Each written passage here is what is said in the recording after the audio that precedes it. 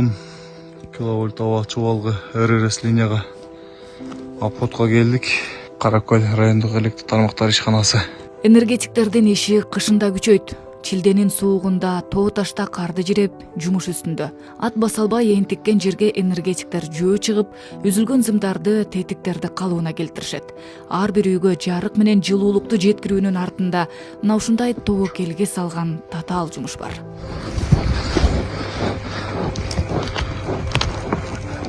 Авариялык үзгүлтүк болуп, жарык өчсө, энергетиктер кардуу борон, түнкү суукка карабай жолго чыгат. Ошон үчүн кесип, иш билгиликти эмес, чыдамкайлыкты да талап кылат. Мендибек Каныбеков 15 жылдан бери түйшүктү жон териси менен сезип иштеген артист. ВЛ 10-20 киловольт Фрунзенский Карабалта 2 деп аталат. Бул Фрунзенский подстанциядан чыгып келет. Бияка бул Чүй областын камсыздайт биздин линия. Биздин жумуш аябай эле оор. Кышкысын особенно, жайкысын деле. Бул жерде 220 000 киловольт.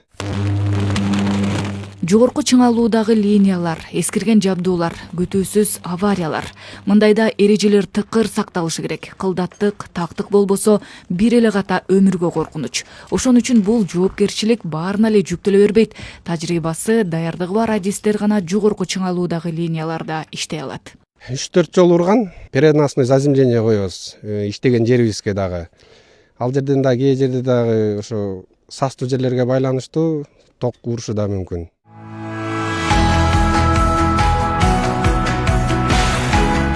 Аяздуу кышпы, аптаптуу жайбы электр энергиясы менен камсыз кылган энергетиктердин эл биле бербеген эмгеги чоң. Алардын ишин жеңилдетип, зарыл шарттарды түзүүгө соңку жылдары өзгөчө көңүл бөлүнүүдө. Жабдуулар жаңыртылып, жаңы техникалар алынды. Былтыр жыл ичинде 161 атайын техника сатып алынган. Бул аптада дагы 37 бирдик техника тапшырылып, аймактарга бөлүштүрүлдү.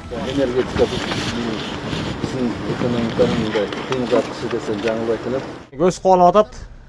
Мындай техниканы көптөн бери эңсеп жүрдүк элек. Мурда баягы Союздан калган эски юмузу тракторлор менен иштечү элек. Көп баягы аварийный учурларда жетишпей калчубуз. Мисалы 2 саатта бүтө турган жумушту алар менен 4 саат, 5 саатка чейин бир күн чыкса 2 күн бузулуп ушундай болчу эле. Азырма жаңы техникалар менен Кудай буйрса жумушубуз алда канча жеңил жүрөт деген ишеничтемин. Энергетиктерге эң эле керек деген техника мына ушул. Аба линиясында иштөөчү жогорку чыңалуудагы жабдууларды, изоляторлорду алмаштырууда колдонулат. Мурда 22 метрге гана көтөрүлгөн мына ушундай техника болсо, бул 45 метрге көтөрүлүп, энергетиктердин ишин бир топ жеңилдетет экен. Мунун бири Ош облусуна бөлүнсө, экинчиси Чүй облусуна берилди. Аймактардагы негизги көмөкчү ордондорду тейлөөдө эми иш кыйла жакшырат. Мына координасы 380 градус айланат. И плюс бул чоңоёт дагы да. Баягы опорого лестницаларды байлап алып чыгып, изоляторду тартып иштегенден азыр кыйла жеңил болду. Бул машина менен изоляторду жүктөйсүн, зымдын астына апарып берет, чайнектерди алмаштырганга жакшы да. Өлкө боюнча эски жыгач мамыларды темир бетон мамыларга алмаштыруу эми жапырт жүрө баштайт. Буга чейин Ысык көл, Талас, Жалал Абад облустарында башталса, эми башка дуандарда да тегиз орнотулуп, бул иштерге жаңы келген экскаваторлор тартылат. Улуттук электр тармактары өзүнүн каражатынан деген эмне? Мына жылдын аягында өзүңөр билесиңер, сатып алуулар болот. Ошонун экономиясынан техника сатып алып атабыз. Бүгүнкү күндө 65-70%ке чейин жаңыланып калды техникаларыбыз. Азыр эми майда чүйдө дагы эмелерибиз бар, ала турган. Аны эми ушул 26-жылдын жанагындай экономиясынан. Мамлекет башчысынын тапшырмасы менен электр энергиясы боюнча координалдуу курулуштар жүргүзүлүп, ири долбоорлор ишке ашууда. Министрлер кабинетинин төрагасы Адылбек Касмалиев техникалардын ачкычын тапшырып жатып, алардын айрымдарына токтолду. 5 жыл мурда жашыл энергетика боюнча көп жолу айтып чыгышкан, бир топ пландар түзүлгөн, бирок көзгө илинерлик деңгээлде ишке ашкан эмес. Жашыл багытта чоң өзгөрүүлөр Садыр Нуркожоевичтин убагында гана пайда болду. Мына өзүңүздөр билесиздер, декабрда кеминде 100 мегаваттык күн станциясы ишке берилди. Бишкек полигонундагы завод 30 мегаватт электр энергиясын өндүрө баштады. Бишкек ТЭЦке жакшы кошумча жардам болуп жатканын белгилейм. Бул багыттагы иштер улантылат. Электр энергиясынын керектөө жылдан жылга өсүүдө. Тагыраагы өлкөнүн жылдык керектөөсү 1 миллиард киловатт саатка көбөйгөн. Бир жыл ичинде 35 000 жаңы абонент кошулса, 200дөн ашуун ири объект ишке берилген. Ал арада электр энергиясын өндүрүүчү жаңы объекттер да ишке кирүүдө. Бирок алар экономикалык өсүү шарттаган керектөөнү жаба албай жатат.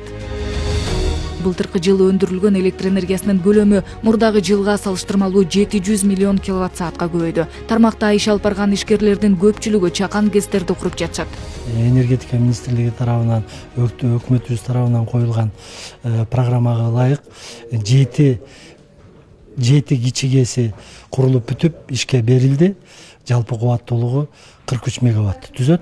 Быйылкы 26-жылга 20 кичи ГЭС долбоорлонгон. Алардын курулуш иштери кызуу жүрүп жатат. Бардык 7 областта жалпы жону 20 кичи ГЭС курулуп, жалпы кубаттуулугу 125 мегаватт түзгөн кичи ГЭСтер 26-жылдын аягы менен курулуп ишке берилет. Чакан ГЭСтер таңкыстыкты жоюуда чоң салым кошуп натыйжалуулугун көрсөтүүдө. Маселен, Талас облусундагы Бала Сароо чакан ГЭСи аймактын керектөөсүнүн кыйла бөлүгүн жабат. Былтыр 80 миллион киловатт саат электр энергиясын өндүргөн. Азыр Киров суу сактагычында суунун көлөмү азайган маал. Буга байланыштуу кубаттуулук азыраак, бирок электр энергиясы үзгүлтүксүз өндүрүлүп жатат. 2 генераторубуз резервде турат. Суунун астыгына байланыштуу кыштын күнүнө карабай иштеп атабыз. Bir генераторубуз иштеп атат. Суу көбөйсө, жазкы талаа иштери башталса, суу көбөйө турган болсо, 3 генераторубуз тең 25 мегаватт өндүрөбүз деп күтүп атабыз. Жалпы жонунан 2025-жылы чакан ГЭСтерден 44 мегаватт, ал эми күн электр станциясынан 101 мегаваттан ашык кубаттуулук кошулду. Алдыда дагы 3150 мегаватты түзгөн 5 күн электр станциясы менен 1 шамал электр станциясы курулганы жатат. Бул боюнча жакында эле жаңы макулдашууларга кол коюлду. Буга катар 100 мегаватт кубаттуулуктагы Куланак ГЭСи 2027-жылы пайдаланууга берилгени турат. Орто Токой ГЭСи болсо аяктоо баскычында. Белгилей кетсек, 4 жыл аралыгында 30дан ашуун чакан ГЭС курулган. Учурда дагы 50ге жакын гидроэлектр станциянын курулушу жүрүүдө. Ошондой эле бир катар ГЭСтер модернизацияланып, кубаттуулугу көбөйтүлдү.